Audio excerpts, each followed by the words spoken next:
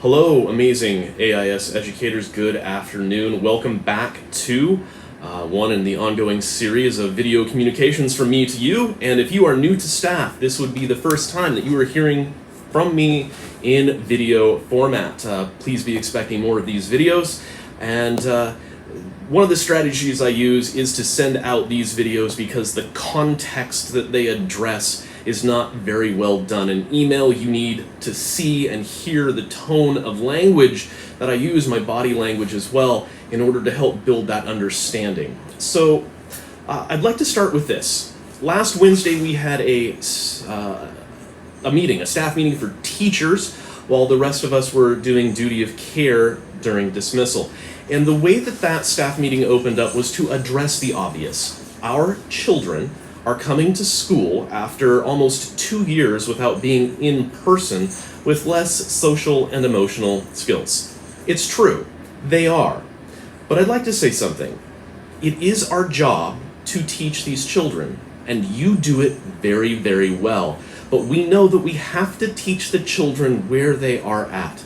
And so while I know that you might have the internal struggle of, oh, I need to get that content down, versus, oh my gosh, this class is really giving me a hard time.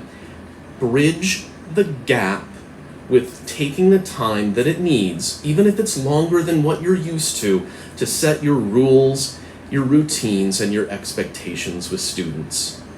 Next, positive discipline is a tool that will help us get there. But it is a tool, not a magic solution. And as I said to a counselor earlier today, a tool is good for certain things and not good for another. An example would be you do not use a screwdriver to cut a piece of wood in half. The point of that is positive discipline is something that is going to help us with some baseline level issues that might be able to be held in a classroom.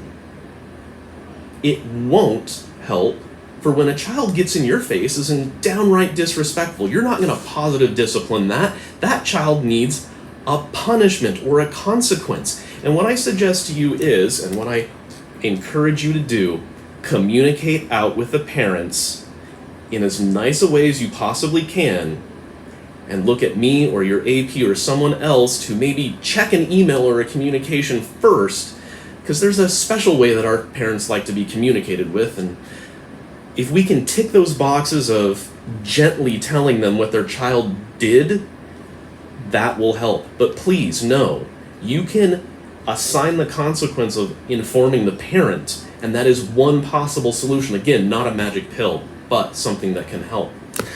Another thing, I know we are tired. I know that the immediacy of our work and the internal struggle of my children need more behavioral support versus I have this curriculum to get through kind of manifests itself around perhaps times that we're going, oh no, and one of those times can be Halloween.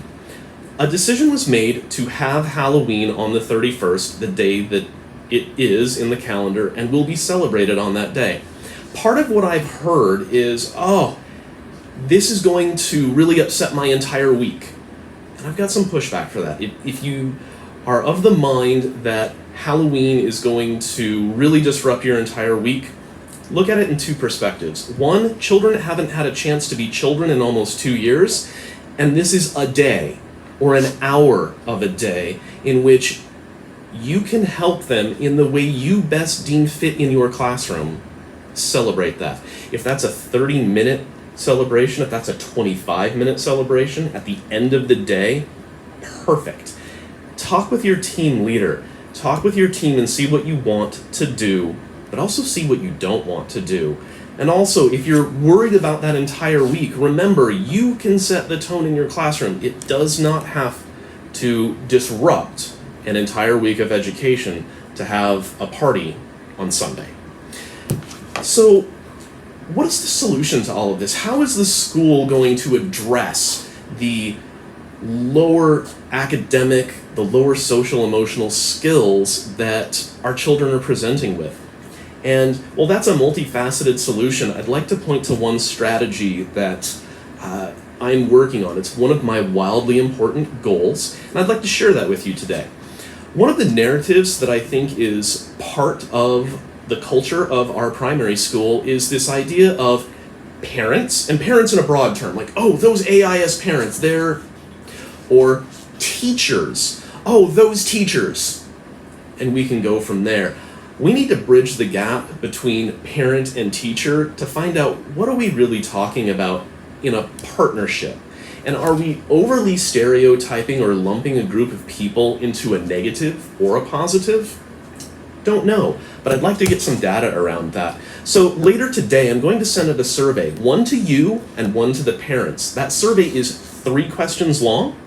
And in the email that I will send to you about the narrative, or sorry, not the narrative, about the survey, is I will share out the questions that I'm asking the parents. Again, 3 questions for parents, 3 questions for you.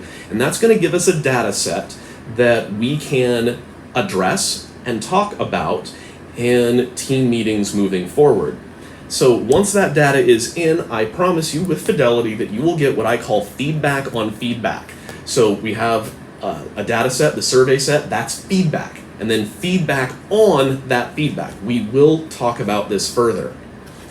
Bottom line is, this is a unique year. It is super easy to shut down a school, and it's really hard to open one back up with the students here. But you're doing an amazing job. You've got this.